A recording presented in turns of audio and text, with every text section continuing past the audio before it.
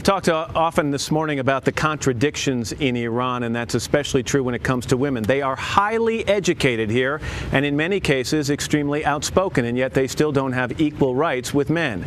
NBC's veteran Middle East correspondent Richard Engel is here now, and he's taken a look at the lives of women in Iraq, what they face, and perhaps what they face in the future. Richard, good morning to you. It's good to be here with you. I think a lot of people have the impression that women in this country are repressed, they just stay at home, but in fact they have more rights than in some of the neighboring Arab countries. This, of course, is a Persian country, not Arab, and women here can vote, drive, hold public office.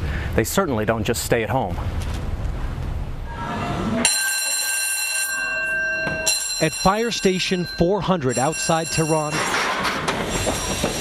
women do all the work. Suiting up, loading up, responding to a fire a day. 11 women on 24-hour shifts in the Middle East's only female fire brigade.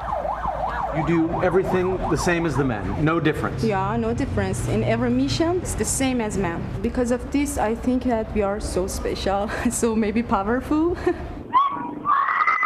Maybe. Since this spring, Iranian authorities detained thousands of women for violating Iran's Islamic dress code, wearing too much makeup, or letting hair slip out from under their veils.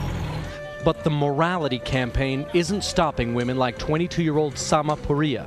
She was arrested, her crime showing too much ankle. If they tell us to wear white, we'll wear black, she says. Do you feel comfortable walking around? 27-year-old Layla Hoda says the West has to look beyond the veil, and that many Iranian women already are. In the West, people have this, stereotypical vision of women in Tehran that they're always in their houses. You don't fit that image. Well, of course I don't, because they think you cover your faces and you don't come out. People actually ask me, can you drive in Tehran? Of course, you have women taxi drivers in Tehran. And walking in Tehran, you quickly notice something odd. The bandages everywhere. Iran is a nose-job nation. Plastic surgery clinics are packed with girls 18 to 25 and the occasional man. Bida Fasihi is still exhausted 48 hours after surgery. 6 of her best friends had nose jobs and says Iran's Islamic dress actually, unwittingly, encourages it.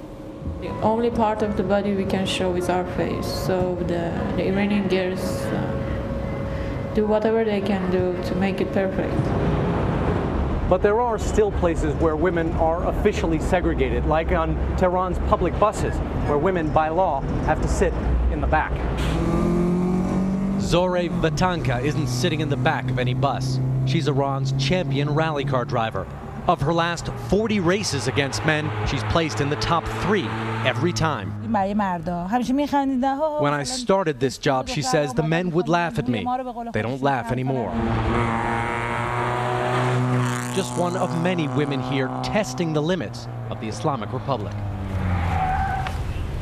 It has recently gotten more difficult for women in this country, and just recently Iran passed a law making it more easy for men to marry a second wife and more difficult for women to seek a divorce. So they still have a long way to go, Matt. And you talked about women and men riding separately, women in the back of a bus, and we have heard some women talk here about the fact that they do that also by choice, because when they ride together... It's a crowded country, it's a poor country, they don't like to, there's some sexual harassment, they prefer to be separated. Also something I've heard here, and something I've read in a lot of the information, is that although women here are repressed by the government and in terms of religious leaders, that some of those leaders are also in some ways afraid of the women here. Can you explain that? We've heard that from women that we've spoke to, that women are a very dynamic sector of society. For a long time they were just put in the universities as some place to stick them, so to speak, but now you have a whole class of educated women who are demanding their rights. Richard Engel, always good to have you with us. Thanks very much.